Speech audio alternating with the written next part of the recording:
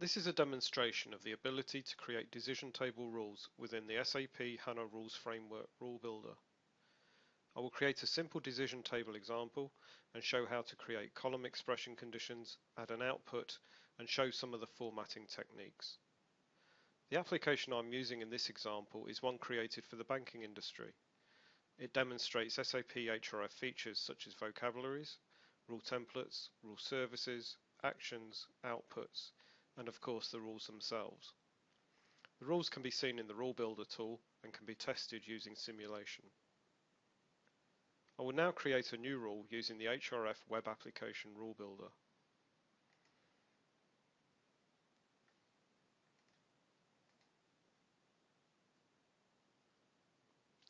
I will provide a name and a description for this new rule.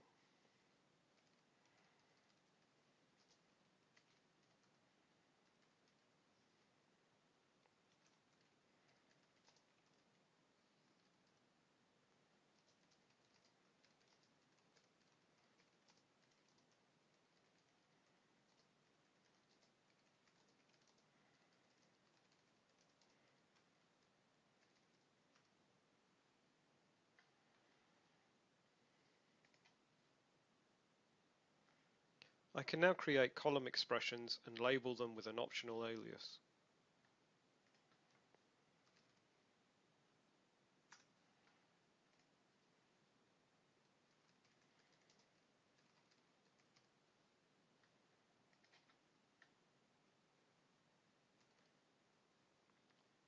In all parts of the decision table rule creation, HRF still provides automatic suggestion and type ahead facilities to help you construct conditions easily.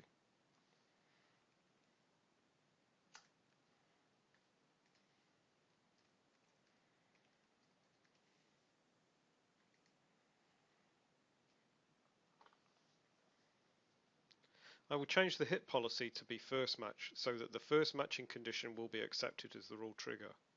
Any further matching conditions will be ignored. However, this is not strictly necessary in this instance, as none of the rule conditions will overlap.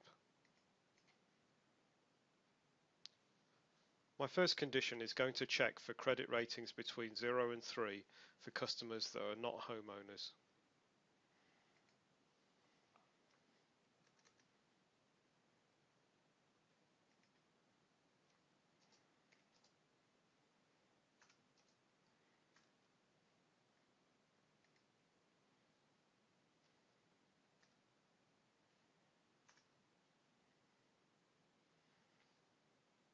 The next condition uses the same credit rating criteria, but is directed at customers that are homeowners. Rather than retype the whole line, I will cut and paste the previous conditions. I can do this by right-clicking in the control column to the left of the condition columns and paste in the row so that I can edit it.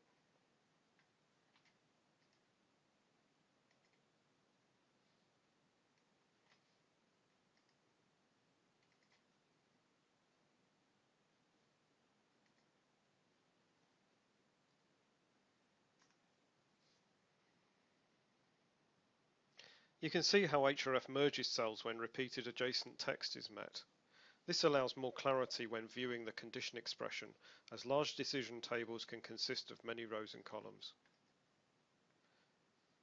I will now add an output to my decision table by selecting the Add Output button.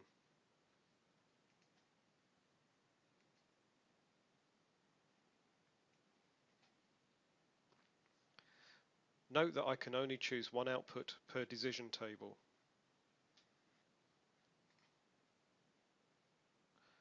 I will choose a mortgage offer for customers with a low credit rating who are not homeowners, a loan offer for those who are.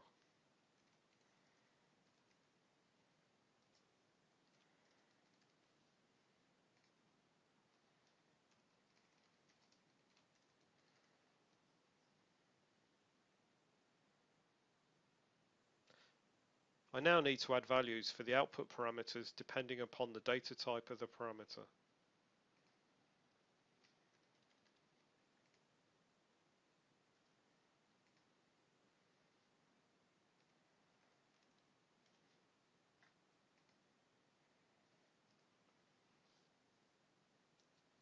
Now I have my basic decision table, I will set up another condition for a credit rating that is greater than 3. For more complex condition expressions, it is much easier to set up the expression by editing the table cell. You can do this by right-clicking in the cell and choosing Edit.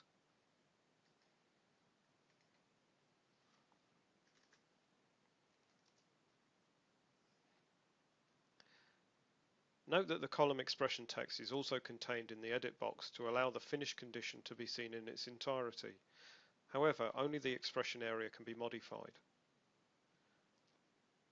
As stated previously, you are still able to use href automatic suggestion and type ahead to help provide the correct rule syntax.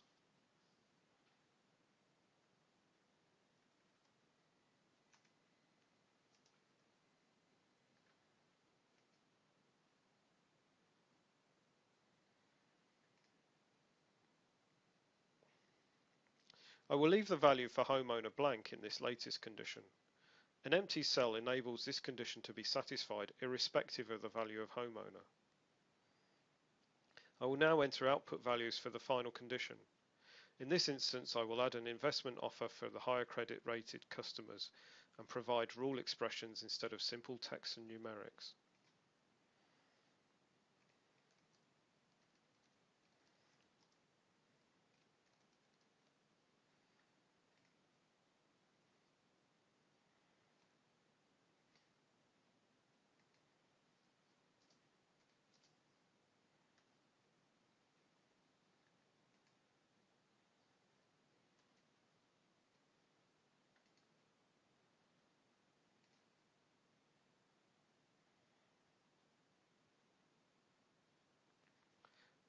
Now we can view the rule determination by running a rule service that I've created.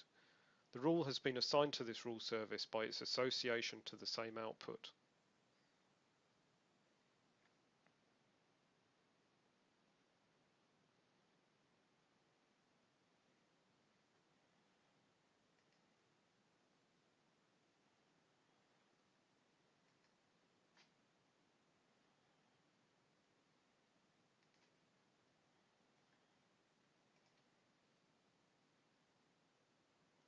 We can see from the results that this rule has triggered for 7 customers. The results of the rule determination shows that the rule has triggered for each of the rule conditions I set up. For example, the results for Joanna Merchant and John Rogers fit the first banding of the decision table, as they have credit ratings between 0 and 3 and they are not homeowners. They are offered a mortgage at a rate of 4%. The results for Jane Coe fits the second banding of the decision table, as she has a credit rating between 0 and 3 but is a homeowner.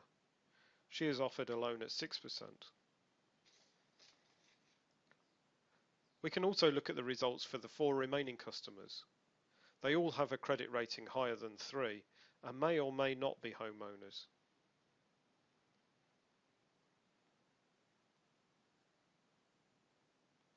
You can see how the investment amounts offered differ from each other.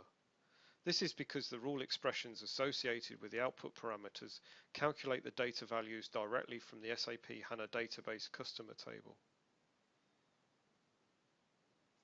If I now open the rule once again, I can demonstrate some additional functionality of the decision table.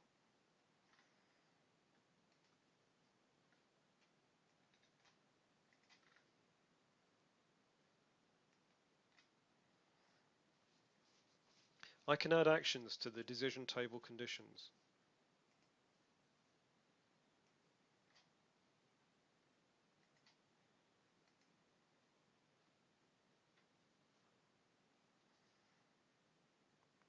Each condition of the table can be assigned a different action or no action at all. This differs from outputs where the whole decision table can only be assigned one output.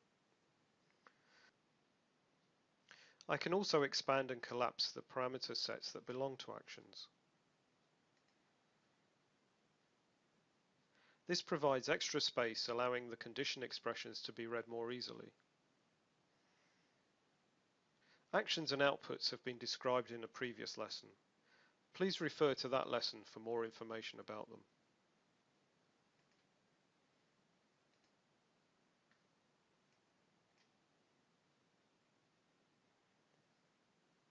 Sorting and filtering is also possible on the columns of the table.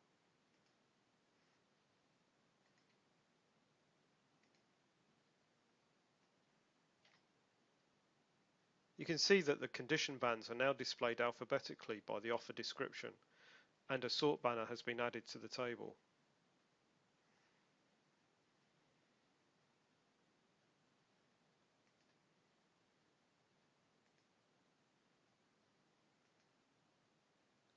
Filtering can be used to make a decision table that holds a large number of condition rows more readable.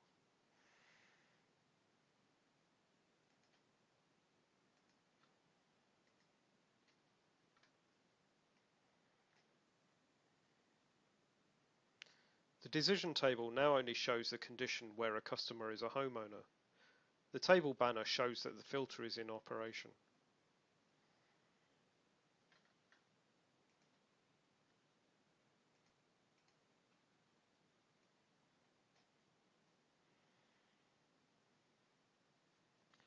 We earlier set the hit policy to first match. I will now change this to all matches.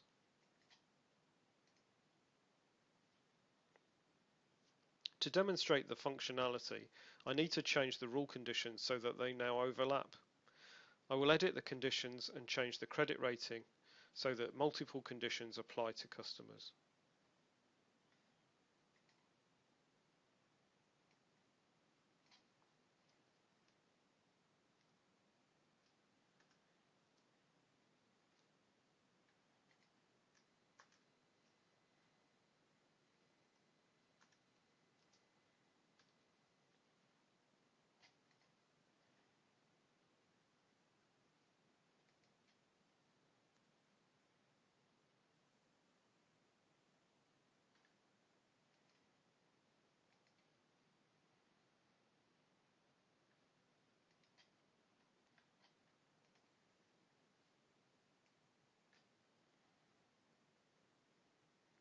This rule now triggers for the same customer more than once.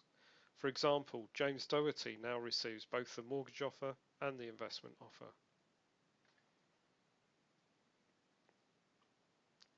Thank you for viewing this lesson. I hope it has been useful to you. Please look out for the next lesson we have planned that will describe public and private aliases.